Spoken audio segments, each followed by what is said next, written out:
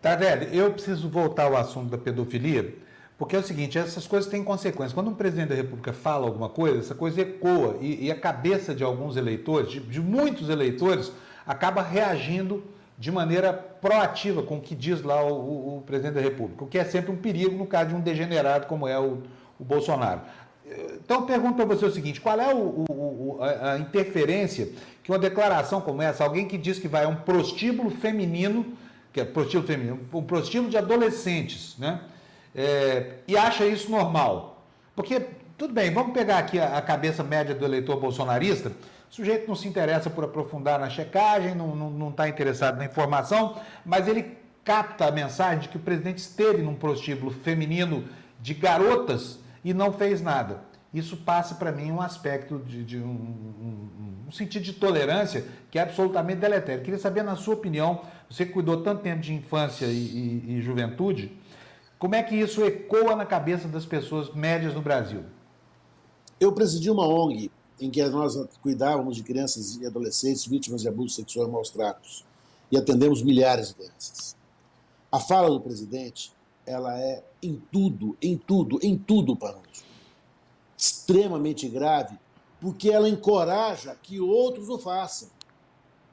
O problema da exploração sexual de crianças é que existe uma malha de encorajamentos. Ninguém sai de casa para manter relações sexuais com uma menina de 12 anos se não tiver absolutamente estimulado a isso. Não apenas estímulos internos, né? Também estímulos de outras pessoas que o fizeram. Ele precisa saber onde é, ele precisa saber onde fica, ele precisa saber quanto custa, ele precisa saber com quem ele trata. E ele, Bolsonaro, deu todas as coordenadas, todas. A fala de Bolsonaro, ela não é gravíssima, porque a gente lê tanta coisa gravíssima que ele faz. A fala de Bolsonaro é criminosa. A fala de Bolsonaro induz a desproteção da criança na sua situação mais nefasta, que é a exploração sexual. O que é pior que explorar sexualmente uma criança? Torturá-la e matá-la. A exploração sexual é o passo para isso. Nossa. Não há nada pior, nada, me perdoe, só quero concluir em 10 segundos. Não há nada pior do que alguém encorajar-se a dizer o seguinte: eu estive lá e vi, e não fez nada maldito. E não atuou como qualquer um de nós atuaria. Do feirante ao motorista de aplicativo até o presidente da República. Nós temos todos responsabilidade com a formação de nossas crianças e adolescentes. Todos. O presidente, muito mais. E normaliza, né, Tardelli? Normaliza algo que não pode ser normalizado no país. O Brasil sofreu muito, ainda sofre até hoje, com a exploração da infância para fins sexuais.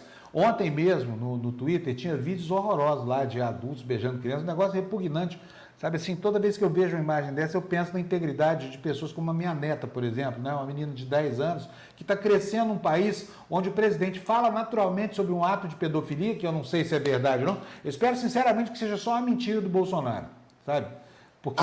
Há muitos anos eu vi um folder de um turismo sexual feito por um país estrangeiro e dizia: lá no Brasil elas deixam e não acontece nada. Nossa. Aquilo me doeu, até hoje, né, aquilo mexe comigo. E o presidente da República fala isso com naturalidade, ele puxa o assunto, ele se encoraja. Pintou um clima. O que é pintar um clima? O que ele quis dizer com isso? Pintou, porque ele se sentiu atraído por aquelas crianças. Depois vem a dona Michele aí dizendo que, não, ele fala isso toda hora. Pois eu acompanho o Bolsonaro a vida inteira, porque ele foi deputado em Brasília, onde eu fui repórter durante quase 30 anos, nunca ouvi ele usar essa expressão. Eu tenho certeza que nenhum de vocês aí, o Tardelli não viu, o Rafa não viu, e nenhum de vocês que estão nos ouvindo jamais viu o Bolsonaro usar essa expressão que a dona Michele, aquela primeira dama maravilhosa, diz que ele usa toda hora. Como assim usa toda hora? Como é que a gente nunca tinha ouvido isso? Pintar um clima. E quando ele fala num ambiente de prostituição infantil, que teve desejo por uma menina bonitinha, maquiada, não sei o que mais, ele está falando de quê? Ele está falando de sexo, ele não está falando de outra coisa, eu não sei disso, sabe? Sim, sim, E tenha sim, paciência. sim. E na mesma semana que aquela degenerada da Damares, o Tardelli, é outra coisa que a gente tem que considerar. Como é que aquilo vai na cabeça das pessoas desse Brasil?